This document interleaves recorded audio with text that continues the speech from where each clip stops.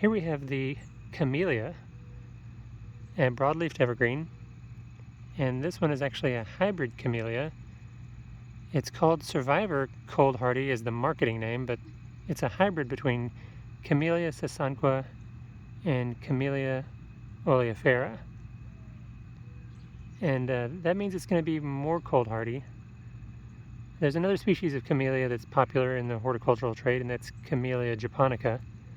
I think that one is slightly less cold hardy, but even with this one, I'm kind of at the northern limit of where you can grow camellia. Camellia is a large shrub to small tree when it reaches maturity. This is a pretty small specimen that I just planted this spring, but it can become quite large.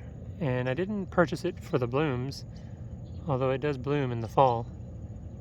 I purchased it for the evergreen foliage. So it should keep its leaves all winter long and should have a pretty good growth structure as it gets larger. I purchased it from wilsonbrothersgardens.com, and that's where I was able to kind of shop through the different camellias and figure out which one had the most cold hardiness, because that's going to be the primary challenge. I also planted it in a spot that doesn't have too much wet soil, because camellia can tolerate a little bit drier soil usually.